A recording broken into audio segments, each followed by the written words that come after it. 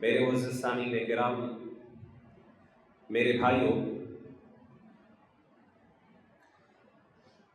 دین اسلام کے ہم پر بہت سے احسانات ہیں۔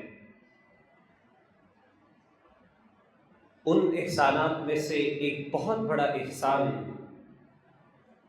جس کو عام طور پہ ہم فراموش کر دیتے ہیں، وہ احسان یہ ہے کہ ایک مسلمان کو اللہ نے یہ عقیدہ عطا فرمایا ہے، اور ہم مسلمانوں کا یہ ایمان ہے کہ ہمیں اپنے رب تک پہنچنے کے لیے، یہ اپنے رب کو اپنی بات سنانے کے لیے درمیان میں کسی مخلوق کی ضرورت نہیں۔ یہ بہت بڑی بات ہے۔ آپ دنیا کے مختلف مذاہب کو دیکھ لیجئے، ان کے عقائد اور ان کے نظریات کو دیکھ لیں، آپ کو اکثریت میں کوئی بڑی بات یا بڑا دعویٰ نہیں کرتا، جتنا میرا علم ہے، جتنی میری تحقیق ہے، ان کی اکثریت میں آپ کو یہ بات نظر آئے گی کہ ان کا جو اصل اور بڑا خدا ہے، وہاں تک پہنچنا ایک عام بندے کے لیے ممکن نہیں ہے، اس تک رسائی ہر بندے کی نہیں ہے، جس کے لیے ان کو اپنے مولویوں کی بھی ضرورت ہے۔ عیسائیت میں جس طرح آپ کو پتہ ہے کہ ان کے پادری جو ہیں وہ ان کو ان کے رب سے ملواتے ہیں، یعنی اپنے رب تک آپ نے اپنی بات پہنچانی ہے تو اس کے تھرو پہنچانی ہے۔ اسی طریقے سے یونانی مذاہب کو دیکھ لیں، ان تمام مذاہب میں چونکہ آپ بڑے خدا تک نہیں پہنچ سکتے، جو اصل خالق ہے، جو اصل مالک ہے، جو اصل مدبر ہے، اس تک چونکہ ایک عامی کی رسائی نہیں ہے، وہ اپنی بات نہیں سنا سکتا، وہ اس کو پکار نہیں سکتا، اس لیے ان کو ایک چھوٹے خداؤں کی ضرورت پڑی، وہ خدا جو ان کو اس بڑے خدا تک پہنچاتے ہیں کہ آپ ان چھوٹے خداؤں کی خدمت کریں، آپ ان کی باتیں مانیں، یہ آپ کو آپ کے بڑے خدا تک پہنچائیں گے، آپ کی حاجات اور آپ تک وہاں پہنچانا ان کی ذمہ داری ہے۔ لیکن میرے بھائیوں، ہم مسلمانوں کا اور خاص طور پہ اہل توحید کا یہ مذہب اور یہ عقیدہ اور یہ ایمان ہے، اور یہ اللہ کا ہم پر احسان ہے، یہ اسلام کا ہم پر احسان ہے کہ اللہ تعالیٰ نے ایک عامی بندے کو، ہر بندے کو یہ رسائی دی ہے کہ وہ اپنے اللہ سے بات بھی کر سکتا ہے، وہ اللہ سے دعا کر سکتا ہے، وہ اپنے اللہ سے ڈائریکٹلی مانگ سکتا ہے، اس تک پہنچ سکتا ہے۔ وَإِذَا سَأَلَكَ عِبَادِي عَنِّي فَإِنِّي قَرِيبٌ، اے نبی صلی اللہ علیہ وآلہ وسلم، میرے بندے اگر آپ سے میرے بارے میں سوال کریں تو کہیں میں انی قریب، میں قریب ہوں، اجیب دعوت الداعی اذا دعانی، جب بھی کوئی پکارنے والا مجھے پکارتا ہے تو میں اس کا جواب دیتا ہوں۔ مجھے فَلْيَسْتَجِيبُوا لِي وَلْيُؤْمِنُوا بِي، مجھ سے میری بات مانو، مجھے پکارا کرو، میں تمہیں جواب دوں۔ اذا دعانی، جب چاہے، جتنا چاہے، جو چاہے، کوئی اس میں تفریق نہیں ہے کہ کوئی امیر کی سنتا ہے غریب کی نہیں سنتا، یہ بھی کوئی تفریق نہیں ہے کہ گناہ گار کی سنتا ہے نیکوکاروں کی نہیں سنتا، یا نیکوکاروں کی سنتا ہے گناہ گاروں کی نہیں سنتا، کوئی تفریق نہیں۔ یہ کتنی بڑی بات ہے، واللہ العظیم آپ کو میں بتاؤں کہ ہماری آدھی مشکلات، اگر ایک بندے کے یہ عقیدہ اور یہ ایمان ہو جائے کہ میرا رب مجھے دیکھ رہا ہے اور وہ میرے احساسات کو سمجھ رہا ہے، اور میں کسی بھی لمحے میں، کسی بھی مشکل میں اپنے ہاتھ اٹھا کے اپنے رب سے مانگ سکتا ہوں اور وہ مجھے جواب دے گا۔ مجھے بتائیں ایک بندے کا زندگی اور اس کا جو احساس ہے اور اس کی قوت اور اس کا حوصلہ کتنا بڑھ جاتا ہے۔ آپ کو شاید پتہ ہے کہ نہیں پتا، دنیا کی بڑی بیماریوں میں سے ایک بڑی بیماری ذہنی بے سکونی اور بے اطمینانی، جس کو ذہنی دباؤ بھی کہتے ہیں، جس کو ڈپریشن کہا جاتا ہے، دنیا کی بڑی بیماریوں میں سے ایک بیماری ہے۔ صحت کا جو عالمی ادارہ ہے، جس کو ہم ورلڈ ہیلتھ آرگنائزیشن کہتے ہیں، WHO کہتے ہیں، اس کی رپورٹ کے مطابق دنیا کی سب سے بڑی بیماریوں میں سے ایک بیماری ڈپریشن ہے، ذہنی دباؤ ذہنی بے اطمینانی اور بے سکونی، اور اس کی ایک بہت بڑا نتیجہ یہ ہے، اس کا ایک بہت بڑا آؤٹ کم یہ ہے کہ اس کی وجہ سے لوگ خودکشیاں کرتے ہیں۔ اور آپ کو پتہ ہے کہ نہیں پتا کہ ہر سال پوری دنیا میں سب سے کم، اور یہ ہمبل فگرز ہیں، ہمبل فگرز کا مطلب یہ ہوتا ہے کہ عام طور پہ اس طرح کے ادارے جب کوئی رپورٹ دیتے ہیں تو وہ ہمیشہ وہ والی رپورٹ دیتے ہیں جس کے اوپر وہ وثوق کے ساتھ بات کر سکتے ہیں، جن کے پاس ان کی رپورٹس موجود ہوتی ہیں۔ 7 لاکھ پوری دنیا میں لوگ خودکشیاں کرتے ہیں ہر سال۔ اور عجیب بات یہ ہے کہ پاکستان میں، ڈان اخبار اٹھا کے دیکھیے، ریسنٹ نیوز ہے، پاکستان کے اندر خودکشی کا ریٹ بہت بڑھ گیا ہے۔ سوال یہ ہے کہ مسلمان یا ایک انسان خودکشی کیوں کر رہا ہے؟ اس کو کیا تکلیف ہے، کیا پریشانی ہے اس کو؟ آپ خود دیکھ لیں، ہمارے بزرگ ماشاءاللہ موجود ہیں پاکستان میں آج سے پہلے۔ اب کتنے وسائل اللہ نے ہمیں دے دی ہیں، مشکلات اپنی جگہ پہ، لیکن وسائل دیکھیں، ہم سارے اسی میں بیٹھے ہیں۔ ہمارے بزرگوں نے جب اپنی جوانی کے اندر کہاں اسی کا تصور تھا؟ رمضان المبارک آتا ہے کہ کس طریقے سے تراویح ہوتی ہے، آپ دیکھیں کس طریقے سے اللہ کی مخلوق پر خرچ کرتی ہے۔ ہم یہاں پہ تراویحیں پڑھتے ہیں، کس طریقے سے یہ پکی مساجد اور یہ سنگ مرمر جس کو ہم کہتے ہیں، اس میں ہم بیٹھے ہیں۔ کہاں تصور تھے پہلے؟ اللہ نے اتنے وسائل دے دیے ہیں، اور بڑے بڑے شہروں میں چلے جائیں، دوسرے غیر مسلمانوں کے جو امیر ممالک ہیں وہاں پہ چلے جائیں، وہاں پہ اور بھی سہولیات ہیں، لیکن انسان سب سے زیادہ بے اطمینانی اور بے سکونی کا شکار ہوتا جا رہا ہے۔ اتنی خودکشیاں، ذہنی دباؤ، ذہنی بے سکونی کیوں ہے؟ ہم مسلمانوں کے اندر، مسلمان خاندانوں کے اندر نوجوان خودکشیاں کر رہے ہیں، کیوں کر رہے ہیں؟ مجھے آپ خود بتائیں، جس بندے کا یہ عقیدہ اور یہ ایمان ہو صحیح معنی میں، اور وہ عقیدہ راسخ ہو جائے اس کے اندر کہ میرا اللہ جو ہے میرے سنتا ہے، اور میں اپنے اللہ سے کسی وقت بات کر سکتا ہوں، اور میرا اللہ میری دعا کی جواب بھی دیتا ہے، میرا اللہ میرے احساسات کو سمجھتا ہے، مجھے بتائیں اس سے بڑے اس کو کیا پریشانی ہو سکتی؟ جس کا خدا نہ ہو تو اس کو تو آپ بات کر سکتے ہیں۔ میرے بھائی کو مسئلہ یہ ہے، جو ہمارے وہ ہاسپٹلز یا وہ صحت کے ادارے جو ہمارے دین نے ہمیں دیے ہیں، ہم نے وہاں پہ جانا چھوڑ دیا، اور وہ ہے اللہ کی مساجد۔ ہمیں کوئی مسئلہ ہوتا ہے، کوئی مشکل ہوتا ہے، آپ مجھے خود بتائیں، روحانی علاج وہ کیسا بھی ہے، کون لوگ کرتے ہیں، وہ ایک الگ مسئلہ ہے، اس کی حقیقت کیا ہے، اس کے اندر فراڈ کیا ہوتے ہیں، وہ ایک الگ پوری کہانی ہے، پوری الگ ڈسکشن ہے۔ لیکن آپ مجھے خود بتائیں،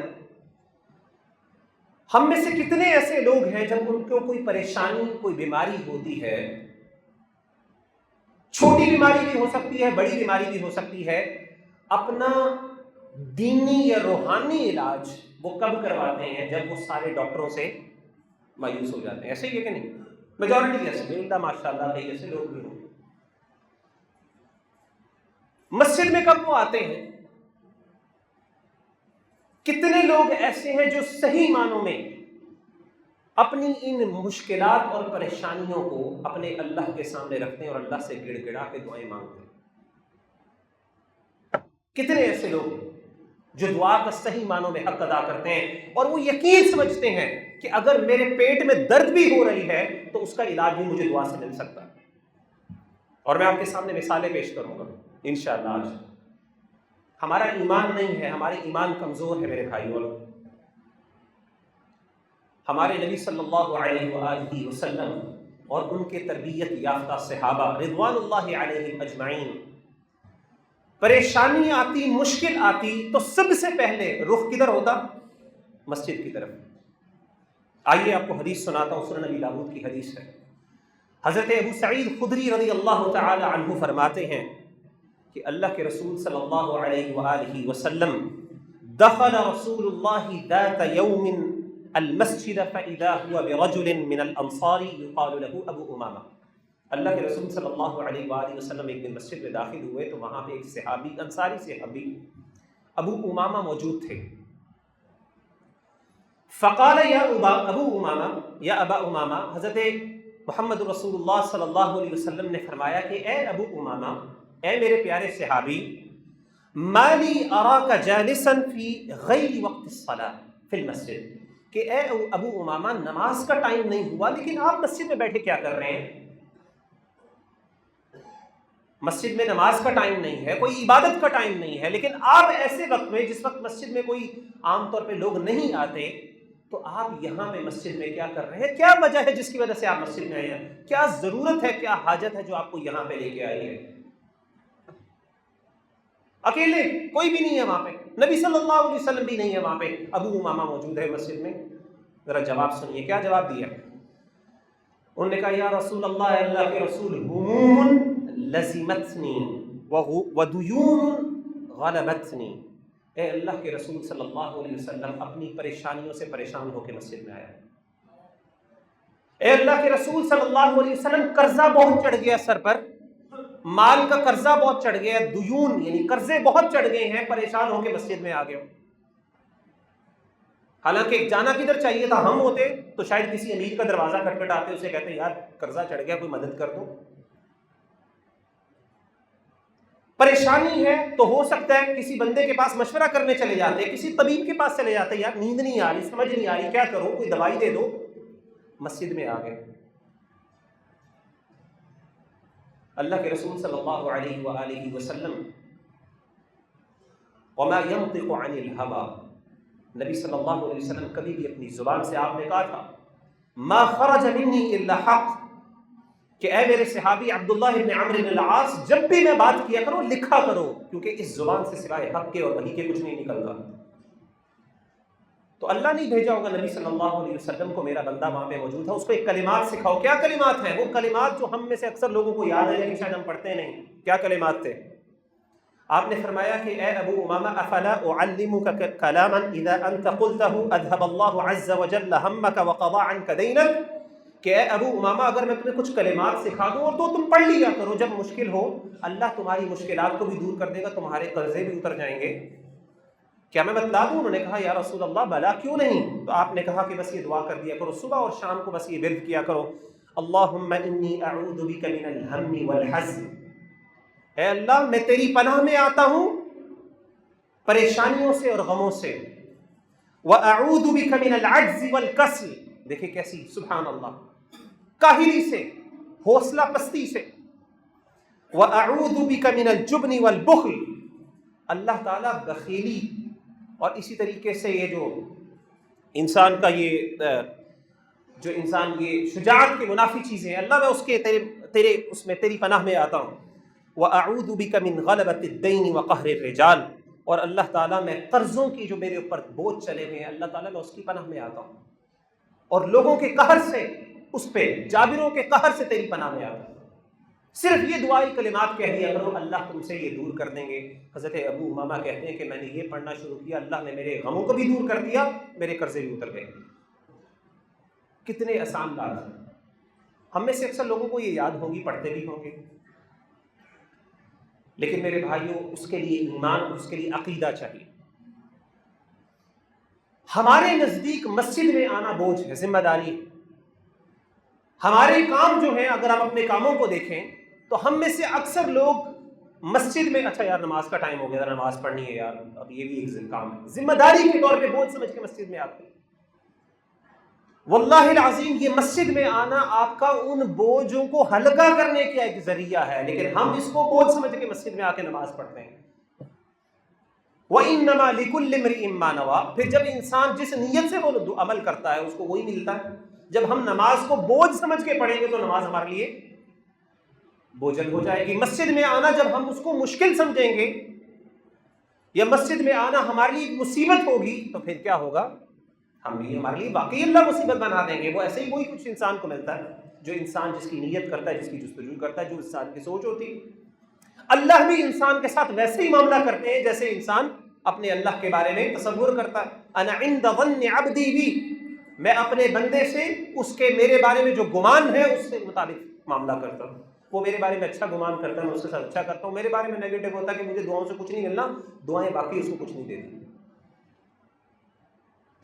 میرے بھائیو، اللہ کے رسول صلی اللہ علیہ وآلہ وسلم کا اسوہ آپ صلی اللہ علیہ وآلہ وسلم پہ جب پریشانی آتی، مشکل آتی، تو آپ کیا کرتے؟ آپ اللہ کے سامنے کھڑے ہو کے نماز پڑھنا شروع کر دیتے۔ کتنی چھوٹی چیز ہے ہمارے نزدیک، ہم کہتے ہیں اس کا تعلق میری تھکاوٹ کے ساتھ کیا۔ آئیے میں آپ کو سناتا ہوں۔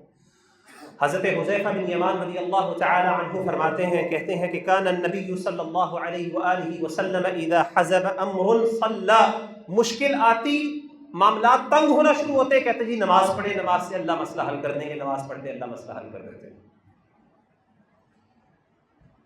غزوہ خندق کا موقع، غزوہ خندق مسلمانوں کے، آپ میں سے جن لوگوں نے سیرت پڑھی ہوگی ان کو اندازہ ہوگا، غزوہ خندق مسلمانوں کے لیے بہت مشکل جنگ تھی۔ قرآن مجید نے مسلمانوں کے اس وقت کے جو احساسات ہیں ان کو محفوظ کیا ہے۔ اللہ نے خود بیان کیا ہے وَبَلَغَتِ الْقُلُوبُ الْحَنَاجِرَ وَتَظُنُّونَ بِاللَّهِ الظُّنُونَ، ایسا لگتا تھا مسلمانوں کا، مومنوں کا، کہ ان کے کلیجے ان کے زبان و منہ میں آ رہے تھے، دل دھڑک رہے تھے، خوف کی وجہ سے، پریشانی کی وجہ سے، تکلیف کی وجہ سے، ڈر کی وجہ سے، پتہ نہیں ہمارے ساتھ کیا ہونا ہے۔ پورا عالم کفر مسلمانوں کے خلاف اکٹھا ہو گیا تھا۔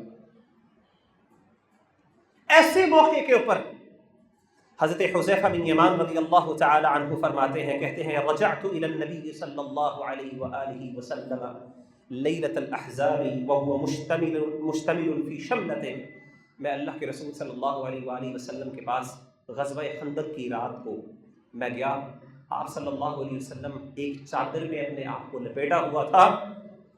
وَكَانَ إِذَا حَزَبَ أَمْرٌ صَلَّى، آپ صلی اللہ علیہ وآلہ وسلم اس مشکل کو دور کرنے کے لیے آپ کیا کر رہے تھے؟ نماز پڑھ رہے تھے۔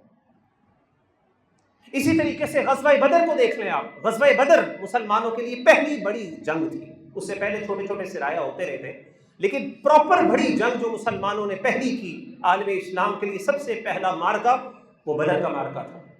حضرت علی بن ابی طالب رضی اللہ تعالی عنہ فرماتے ہیں لقد رأیتنا لیلۃ البدر وما فینا الا نائم، کہتے ہیں کہ بدر کی رات کو جب صبح جنگ ہونی تھی، ہم میں سے ہر بندہ آرام کر رہا تھا، سو رہا تھا، صرف ایک ذات جاگ رہی تھی، اور وہ نبی صلی اللہ علیہ وسلم کی کیا کر رہے تھے؟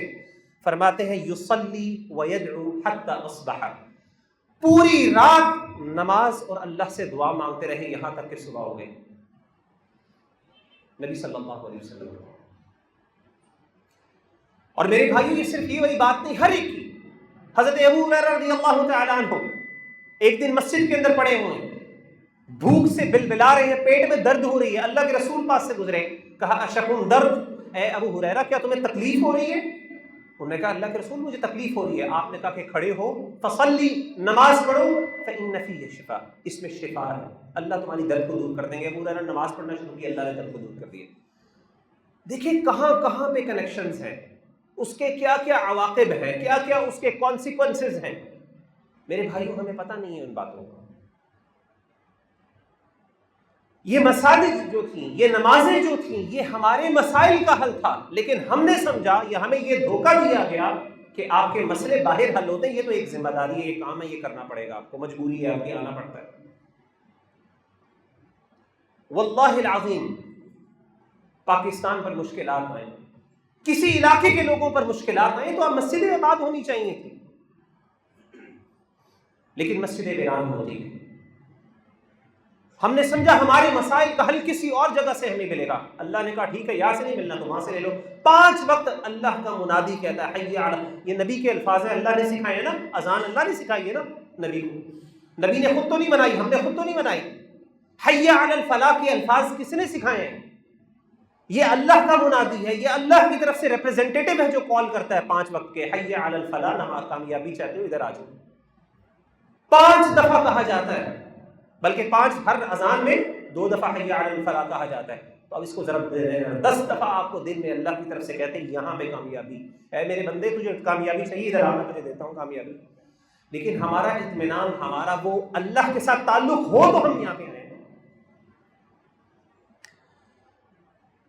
میرے بھائیو، اللہ کے رسول صلی اللہ علیہ وآلہ وسلم نے فرمایا، حضرت ابو امامہ رضی اللہ تعالی عنہ کی حدیث ہے، امام بخاری رضی اللہ تعالی عنہ رحمہ اللہ تعالی عنہ نے اپنی مشہور کتاب الادب المفرد اس میں اس کو ذکر کیا، ثلاثۃ کلہم ضامن علی اللہ، 3 لوگ ہیں جن کی ذمہ داری اللہ نے لے لی، یہ میرے ذمے میں 3 لوگوں کی ذمہ داری، یعنی 3 لوگوں کے مسئلے اللہ نے اپنے ذمے میں لے لیے۔ 3 لوگ کون کون سے؟ پہلا آپ نے فرمایا کہ ان عاش کفیہ، اگر یہ لوگ جن کی اللہ نے ذمہ داری لی ہے، یہ زندگی، ان کو اللہ زندگی دے تو دنیا کے جتنے مسائل ہیں وہ سارے اللہ کفایت کر جاتا ہے، ان کے حل کر دیتا ہے۔ وَإِن مَاتَ دَخَلَ الْجَنَّةَ، اور ان 3 قسم کے لوگوں میں سے اگر کسی کی موت ہو تو اللہ اس کو جنت میں داخل کر دیتا ہے، یعنی اس بندے کے ساری زندگی اللہ کی ضمانت میں ہے۔ کون کون سے 3؟ آپ نے فرمایا کہ من دخل بیتہ بسلام فہو ضامن علی اللہ عز وجل، جس بندے نے اپنے گھر میں داخل ہوا اور گھر میں داخل ہوتے ہوئے سلام کہا۔ سلام کا چھوٹی سی بات ہمارے نزدیک۔ ومن خرج الى المسجد، اور جو مسجد میں نمازیں پڑھنے والا ہے، جو مسجد کا نمازی ہے، جو وہ مسجد سے باہر نکلا۔ ومن خرج فی سبیل اللہ فہو ضامن، اور وہ بندہ جو اللہ کی راہ میں نکل گیا جہاد کے لیے، اللہ کے دین کے کام کے لیے۔ یہ وہ 3 لوگ ہیں جن کی ضمانت اللہ نے دے دی۔ وَمَن يَتَّقِ اللَّهَ يَجْعَل لَّهُ مَخْرَجًا وَيَرْزُقْهُ مِنْ حَيْثُ لَا يَحْتَسِبُ، یہ وہ لوگ ہیں جو مسجدوں میں آنے والے ہیں، ان میں سے ایک بندہ اور ایک اللہ کی راہ میں جہاد کرنے والا، یہ وہ لوگ ہیں کہ جن کے معاملات کی ذمہ داری اللہ نے لے لی ہے، جو صحیح معاملوں میں مسجدوں میں آتے ہیں، مسجدوں کو آباد کرتے ہیں، اہل المساجد ہیں۔ دنیا کے مسئلے اللہ ان کی حل کرے گا، یہ اللہ کے رسول صلی اللہ علیہ وسلم کے الفاظ ہیں۔ اور میرے بھائیوں، صرف دنیا میں نہیں اللہ مسئلے حل کرے گا، بلکہ قیامت کے دن جب انسان کو سب سے زیادہ ضرورت ہوگی کہ کوئی مجھے پوچھنے والا ہو، کیونکہ اس دن آپ کا سب سے قریبی بھائی، باپ، کوئی بھی آپ کا ساتھ نہیں دے گا۔ اس دن انسان اس کائنات میں جو کچھ ہے اپنی جان بچانے کے لیے دینے کے لیے تیار ہو جائے گا۔ نہ باپ ہوگا، نہ باپ مدد کرے گا، نہ ماں مدد کرے گی، نہ بیوی ہوگی۔ یفر المرء من اخیہ وامہ، لمبا پورا موضوع ہے، اس پہ بات نہیں کرنا چاہتا، صرف اشارہ کرنا چاہتا ہوں۔ گھبراہٹ کا عالم اتنا زیادہ ہوگا کہ لوگ پریشانی کے عالم میں کبھی اس نبی کے پاس جائیں گے، کبھی اس نبی کے پاس جائیں گے کہ اللہ سے کہیں حساب شروع کر دیں گے، کہ نبی صلی اللہ علیہ وسلم نے فرمایا کہ اس دن اللہ اتنے ناراض ہوں گے، نہ اس سے پہلے کبھی ناراض ہوئے اتنے، اور نہ کبھی اتنے اس کے بعد کبھی ناراض ہوں گے۔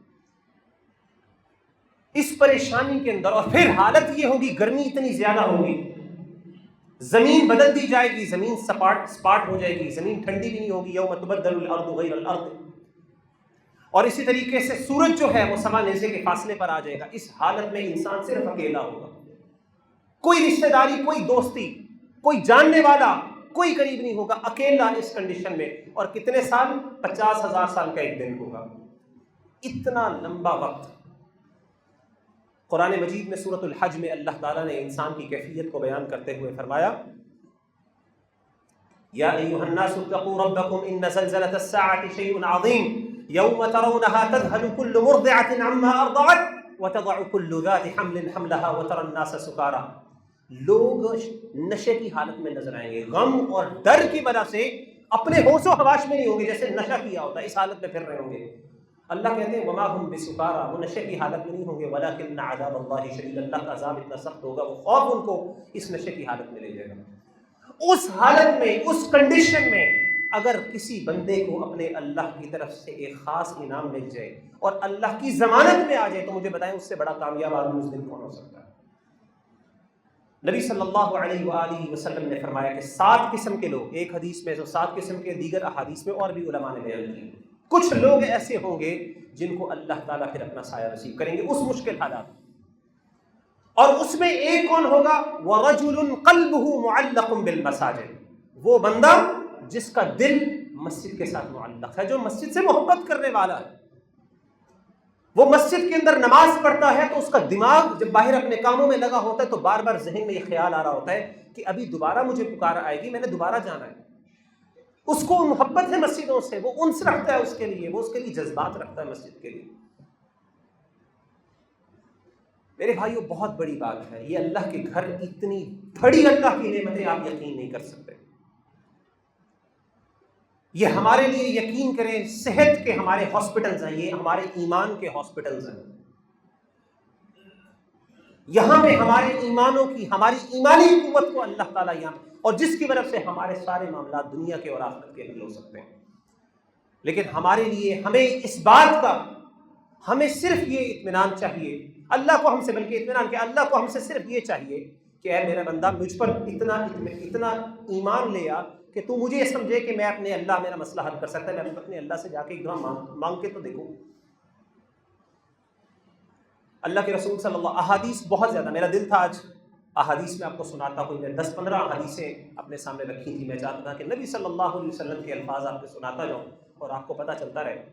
وقت کم ہے، اللہ کی طرف سے رستے میں مجھے چونکہ لاہور سے آنا پڑا اور درمیان میں گاڑی کا مسئلہ بن گیا، اس وجہ سے تاخیر ہوئی، آپ کو بھی پریشانی کا سامنا کرنا پڑا، لیکن ایک حدیث سناتا ہوں آپ کو، امید ہے انشاءاللہ۔ نبی صلی اللہ علیہ وآلہ وسلم، آپ صلی اللہ علیہ وسلم اہل مساجد سے کتنی محبت کرتے تھے۔ حدیث آپ نے بڑی سنی ہوئی ہے، صرف تذکیر ہے، اپنے آپ کو بھی یاد دہانی کروا رہا ہوں، آپ کو بھی یاد کروا رہا ہوں، یقین کریں۔ وما ابرئ نفسی ان النفس لامارۃ بالسوء، یہ نہیں سمجھ رہا کہ میں بہت کوئی اسپیشل ہوں، آپ لوگ ایسے نہیں، سارے ایک جیسے ہم، واللہ الا ماشاء اللہ۔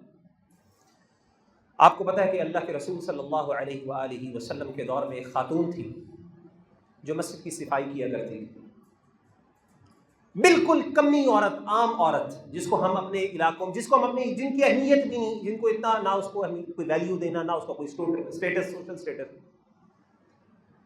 اللہ کے رسول صلی اللہ علیہ وآلہ وسلم کی مسجد کی صفائی کیا کرتی تھی، اس کی وفات ہو گئی، صحابہ بھی سمجھتے تھے ایک عام سی عورت ہے، صفائی کرنے والی ہے، اس کی کیا اہمیت ہے، رات کو اس کو دفنا دیا۔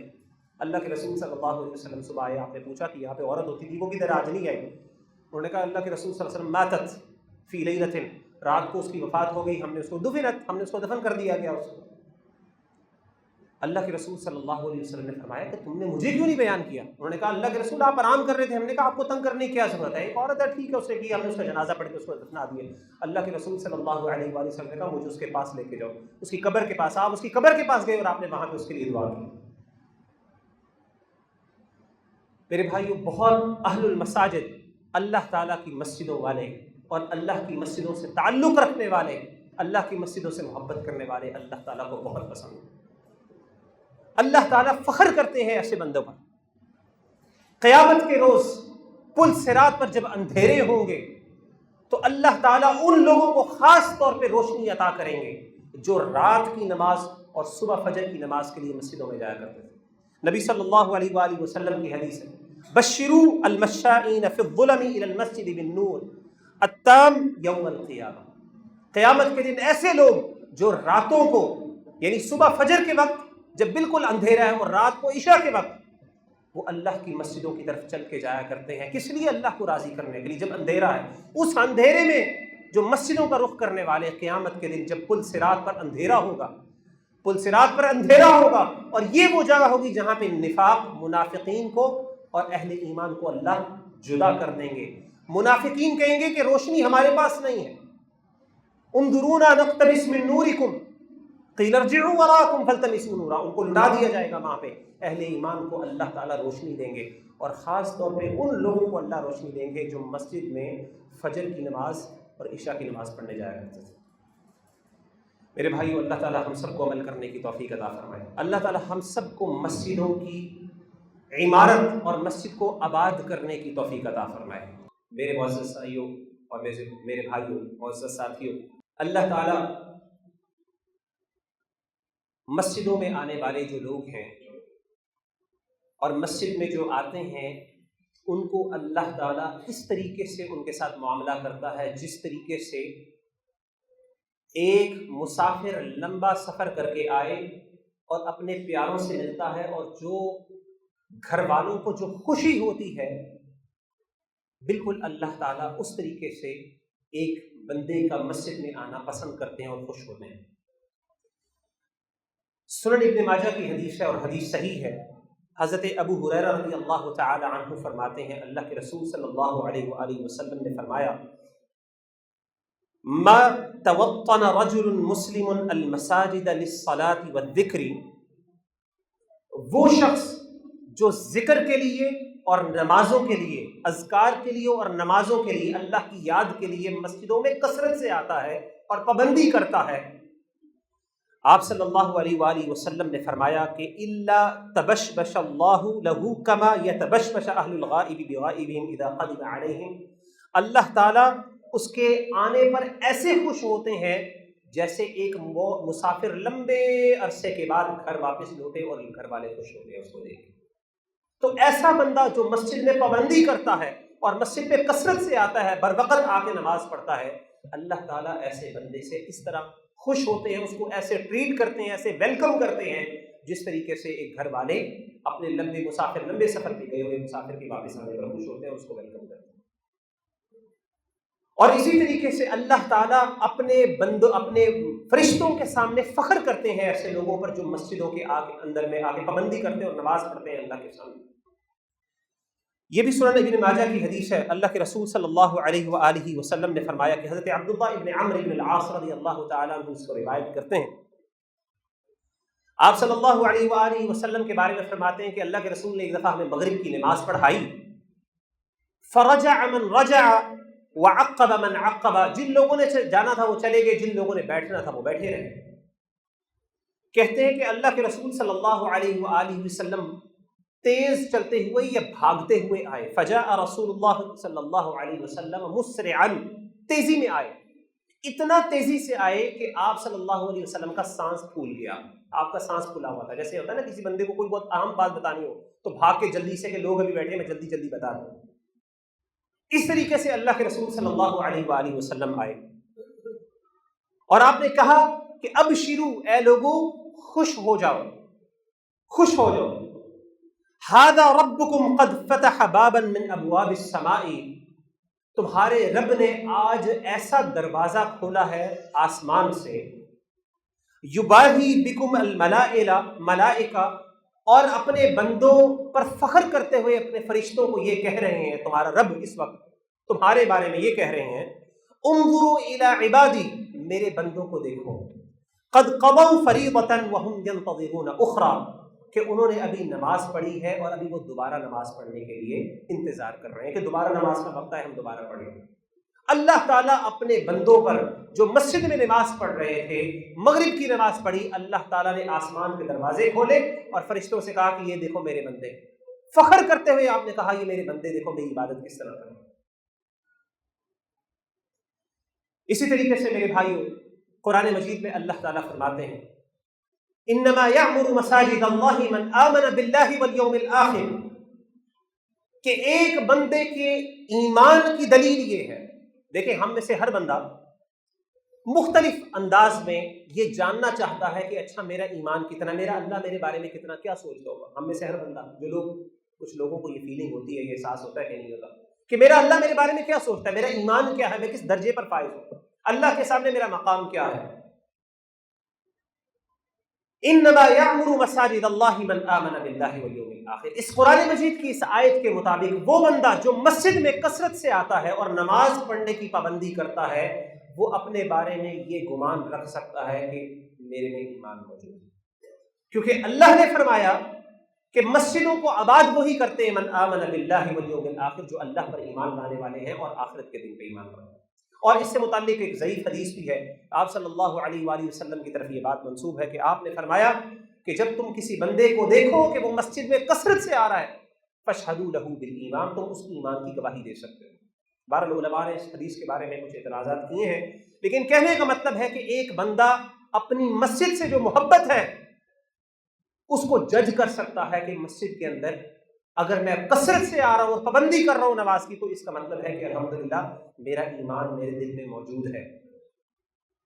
اور میرے بھائیوں، آپ کو ایک اور بات بتاؤں، جو بندہ نماز کی پابندی کرتا ہے، خاص طور پہ عصر کی نماز کی پابندی کرتا ہے، وہ بھی اپنے بارے میں یہ گمان رکھ سکتا ہے، میں یہ نہیں کہہ سکتا تصدیق، لیکن گمان رکھ سکتا ہے وہ کہ انشاءاللہ اللہ تعالیٰ اس کو قبر سے بھی گزار دے گا، کیونکہ میرے بھائیوں قبر جو ہے یہ آخرت کی پہلی منزل ہے۔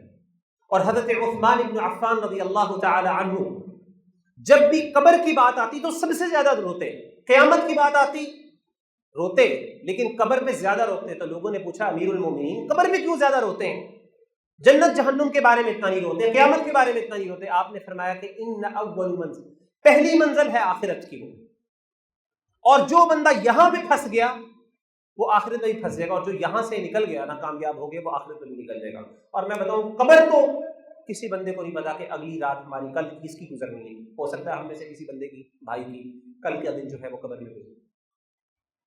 نبی صلی اللہ علیہ وآلہ وسلم کی حدیث ہے کہ آپ صلی اللہ علیہ وآلہ وسلم نے فرمایا کہ ایک بندے کو قبر میں سورج غروب ہوتا اللہ دکھاتے ہیں اور فرشتے اس سے سوالات کر رہے ہوتے ہیں. جیسے ہی اس کو غروب ہوتا ہوا سورج نظر آتا ہے تو وہ فرشتوں کو کہتا ہے کہ سائڈ پہ ہو جاؤ، مجھے چھوڑ دو، میں نے اپنا فریضہ ادا کرنا ہے، میری نماز نکل رہی ہے. پھر وہ اس کو دلاسا دیتے ہیں. اگر تو وہ مومن ہے تو اسے کہتے ہیں کہ نہیں، تم کیا کرو، تم آرام کرو، ابھی تم پر یہ لازمی، یہ فرض نہیں رہ گئی یہ بات. لیکن اس سے مجھے یہ سمجھ آئی ہے، میری بات ہے، میرا فہم ہے، واللہ عالم، کہ اگر ایک بندہ نماز کے بارے میں اتنا کنسرنڈ ہے کہ وہ اگر مشغول ہو اور اس کو نماز کا وقت آئے اور وہ پریشان ہو جائے اور وہ جلدی سے اپنے کاموں کو چھوڑنا شروع کر دے، تو اس کا مطلب ہے انشاءاللہ قبر کے اندر بھی اللہ اس کو نکلوا دیں گے. کیونکہ جو بندہ دنیا کے اندر نماز گزر رہی ہے اور اس کو فرق نہیں پڑ رہا، آپ کا کیا خیال ہے قبر میں جا کے وہ فرق اس طرح کی بات کرے گا؟ تو میرے بھائیو، یہ کچھ ٹیسٹ ہیں جو انسان کو اپنے اوپر کرنے چاہیے. حاسبوا قبل ان تحاسبوا، اپنا محاسبہ کرتے رہیے. اور عقل مند وہی ہے، الکیس من دان نفسہ وعمل لما بعد الموت. سمجھدار آدمی یہ ہے کہ جو اپنا ہمیشہ محاسبہ ہی کرتا رہتا ہے اور موت کے بعد کی تیاری کرتا رہتا ہے. تو اللہ تعالی ہم سب کو عمل کرنے کی توفیق عطا فرمائے. مقصد بیسیکلی یہ ہے میرے بھائیوں کی، مسجد ہے اور یہ آپ کے سامنے ماشاءاللہ بن رہی ہے. مسجدیں صرف بلڈنگ کا نام نہیں ہے، مسجد سردے کی جگہ ہے اور سردہ کرنے والا اللہ کی مخلوق ہے. یہ مسجد آباد آپ سے اور ہم سے ہونی. اور آج کے جمعے کا اصل موضوع اور خطبہ بھی یہ تھا کہ ہم نے اس مسجد کو آباد کرنا، اس مسجد میں اللہ کا نام لینا ہے، اس مسجد کے انوائرمنٹ اور اس کا ماحول ایسا بنانا ہے کہ ایک بندہ آئے، اللہ کی مخلوق آئے تو وہ یہاں پہ آ کے کہے کہ یہاں پہ تو پرسکون ہے، یہاں پہ میرے مسئلوں کے حل ہوتے ہیں. تو میرے بھائیوں، یہ مسجد پہ انشاءاللہ جنت کا گہوارہ بن جائے گا. بہت سی احادیث ہے اس کے فضائل میں اور بہت سی تنبیہات بھی ہیں ان لوگوں پہ جو مسجد میں نہیں آتے. وقت کم ہے، وقت ختم ہونے پر ہے، تو اللہ تعالی ہم سب کو عمل کرنے کی توفیق عطا فرمائے. اللہ تعالی جو سنا ہے اس کو سمجھنے اور اس طریقے سے ہم سب کے جو مسائل ہیں، دنیا میں کون سی مشکلات ہیں، پریشانی ہیں، اللہ تعالی ان سب کو حل کرے. اللهم صل على محمد وعلى آل محمد كما صليت على إبراهيم وعلى آل إبراهيم إنك حميد مجيد. اللهم بارك على محمد وعلى آل محمد كما باركت على إبراهيم وعلى آل إبراهيم إنك حميد مجيد. اللهم أيد الإسلام والمسلمين وأذل الشرك والمشركين وأذل الكفر والكافرين وأذل النفاق والمنافقين. اللهم من أحييته منا فأحيه على الإسلام ومن توفيته منا فتوفه على الإيمان. اللهم اشف مرضانا ومرضى المسلمين. اللهم اشف مرضانا ومرضى المسلمين. اذهب البأس رب الناس واشف انت الشافي لا شفاء الا شفاؤك شفاء لا يغادر سقما. اللهم آمنا في أوطاننا وأصلح أئمتنا وولاة أمورنا واجعل اللهم قادة المسلمين في من خافك واتقاك يا رب العالمين. ربنا آتنا في الدنيا حسنة وفي الآخرة حسنة وقنا عذاب النار. ربنا تقبل منا إنك أنت السميع العليم وتب علينا إنك أنت التواب الرحيم. إن الله يأمر بالعدل والإحسان وإيتاء ذي القربى وينهى عن الفحشاء والمنكر والبغي يعظكم لعلكم تذكرون. اذكروا الله العظيم يذكركم واشكروه على نعمه يزدكم وأقيموا الصلاة.